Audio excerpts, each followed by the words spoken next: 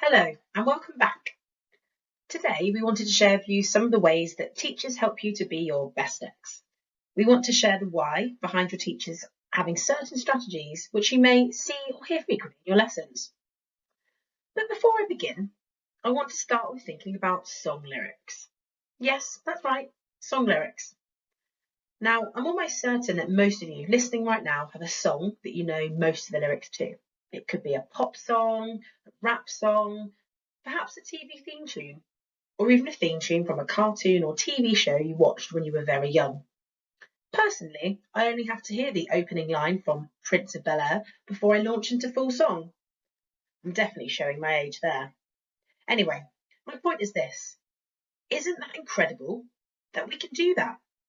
I haven't watched that TV show in years, but I can recall the whole opening verse from memory. But how can our minds do that? Well, it's simple really. On the board is a simple model of how we learn. In the case of the lyrics, in the learning environment, I'm making it a habit to watch that TV show. I'm actively listening. I'm focusing on the lyrics to the TV show, learning them as they move from me thinking about them in my working memory. That's where information is temporarily stored, into my long-term memory, where information is stored relatively permanently. Over time, I remember some of the words as I recall that information from my long-term memory. I forget some, but the next time I watch the show, I remember the lyrics I've learned so far, make the connections to a few more lines and repeat. Over time, the process of recalling those words repeatedly, singing, in my best voice of course, is helping commit all of those lyrics to my long-term memory. This is no different from how learning takes place within a classroom environment. Teachers help manage that environment to ensure you are able to learn. We create a positive, supportive environment free from distractions so that you can feel more comfortable, engaged and motivated to learn. Now listen closely over the next few slides because there will be a quick quiz at the end where you'll see how much you can remember about the three strategies I'm going to share today. And I may even throw in a prize as an extra incentive. So back to where I first started. We want to share the why behind your teachers have certain strategies that help to manage that learning environment to help information transfer from your working memory to your long-term memory. We're going to take a look at three strategies. By all your teachers using these strategies in a consistent manner across the whole school, it means that you know what to expect in whatever lesson you go to, which means you can focus more on the content of each of your lessons.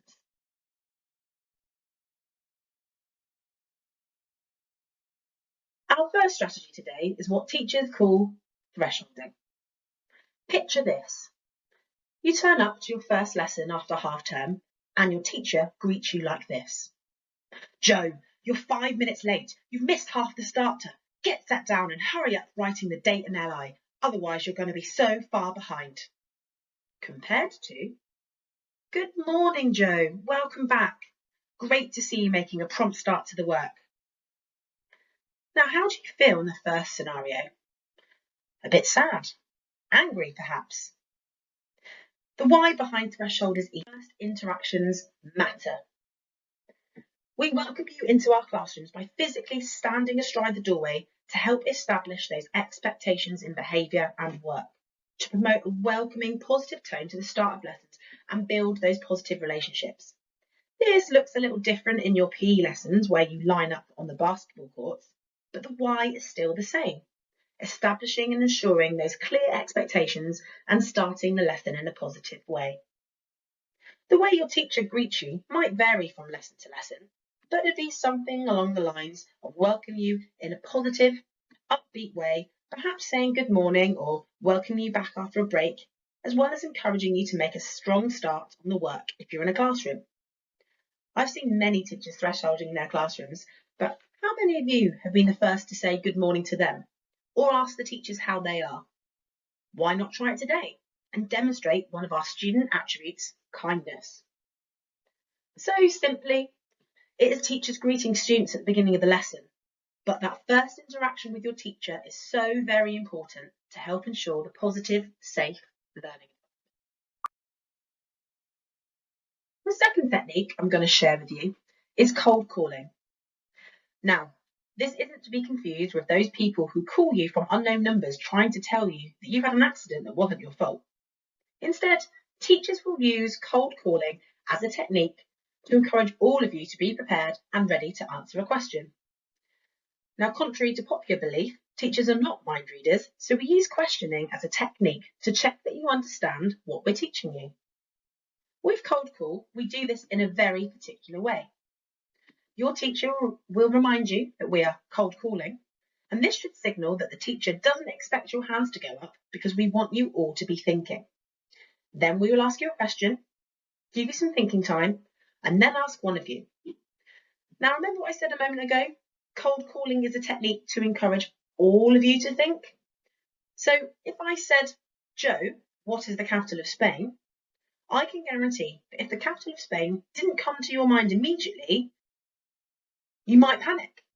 But when you hear the question's going to Joe, you'll probably think, oh, phew, thank goodness I'm not Joe. However, we reordered the question and said, I'm going to cold call. What is the capital of Spain? Joe.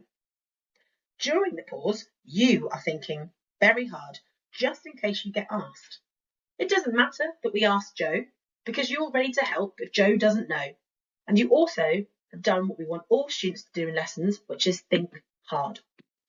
So in summary, it's a no hands up questioning technique, but it's designed to focus your attention and ensure that everyone is actively thinking.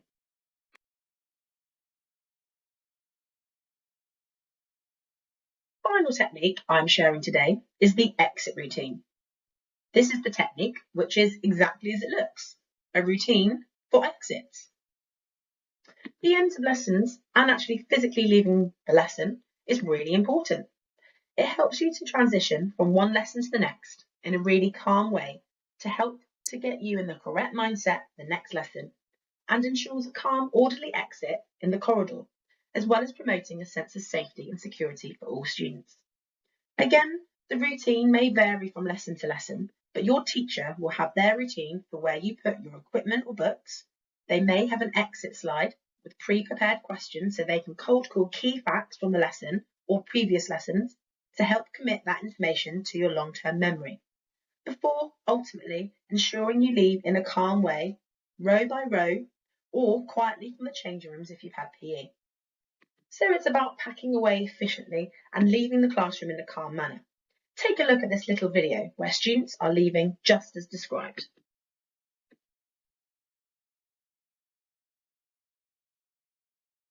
Row you go first, please. Have a lovely day. Second row if you go. See you tomorrow, guys. And the last row if you go.